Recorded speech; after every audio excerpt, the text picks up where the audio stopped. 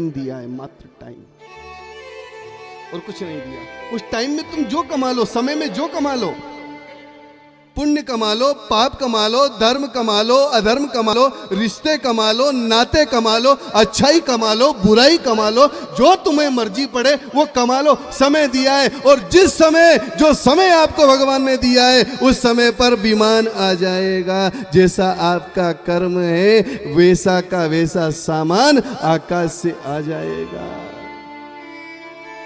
तुमने यदि मोटरसाइकिल का खर्च भरा है तो मोटरसाइकिल आएगी, रेल का टिकट कटवाया है तो रेल आएगी, आपने हवाई जहाज का टिकट कटवाया है तो हवाई जहाज उतरेगा। समझना, यदि आपके कर्म बहुत बुरे हैं तो यमराज का भेसा आएगा।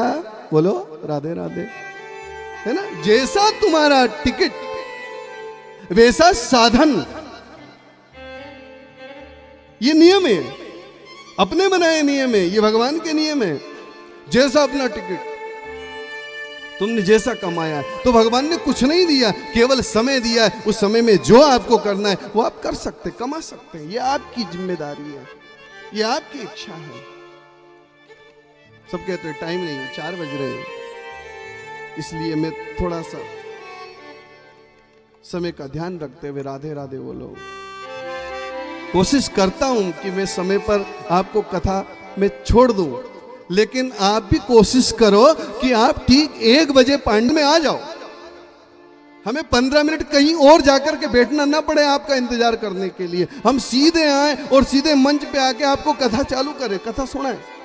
हम नहीं चाहते कि आप हमें माला पहनाओ, स्वागत करो, सत्कार करो। मेरा स्वागत, सत्कार और माला इसी में है कि आप बस प्रेम से भगवान की कथा सुनो। इसी में स्वागत, इसी में सत्कार, पर समय से आके सुनो। तो चले, भगवान का सुदर्शन चल गया, 5 अग्निबाणों को काट दिया। ब्रह्मास्त्र से जलती हुई उत्तरा भगवान के चरणों में आके गिर गई कि पाहि पाहि महायोगिन देव देव जगतपते नान्यम त्वद्भयं पश्ये यत्र मृत्यु परस्परम अभिद्रवित मामीश शरस्तप्ता यशो प्रभो कामम दहतु माम नाथ मामे गर्भो निपत्यताम। कि हे भगवान, ये अश्वत्थामा का चलाया हुआ बाण मुझे जला रहा है और ये मुझे भले ही जला दे, लेकिन मामोए गर्भो निपत्यताम, मेरे गर्भ की आप रक्षा करें। उत्तरा अभिमन्यु की पत्नी है, इनके गर्भ में विष्णुराज परीक्षित पल रहे हैं। भगवान ने अपने भक्त की रक्षा करने के लिए उत्तरा के गर्भ में प्रवेश किया और उत्तरा के गर्भ को सुरक्षित करके भगवान पुनः प्रकट हो गए। ऐसी कथा भागवत में आती है।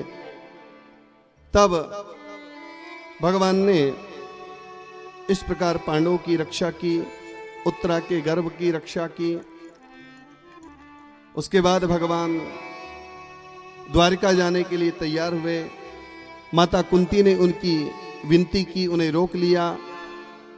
तब भगवान कुरुक्षेत्र में जाकर के भीष्म पितामह से मिले और भीष्म पितामह ने गदगद वाणी से भगवान की प्रार्थना की। और भीष्म पितामह के प्राण जब निकले, उस समय श्याम सुंदर भगवान श्री कृष्ण उनके सामने थे।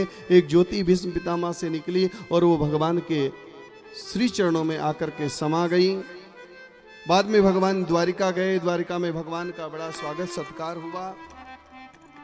उत्तरा के गर्भ से परीक्षित का जन्म हुआ।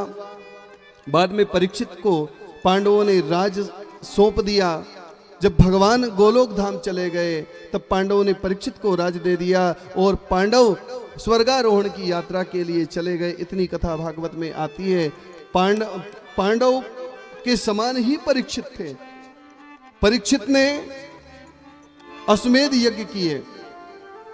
एक समय परीक्षित सरस्वती नदी के किनारे घूम रहे थे। तब उन्होंने देखा कि एक काला सा पुरुष गाय और बैल को सता रहा है। बैल के 3 पैर तोड़ डाले, गाय आंखों से अश्रु बहा रही है। परीक्षित ने अपने रथ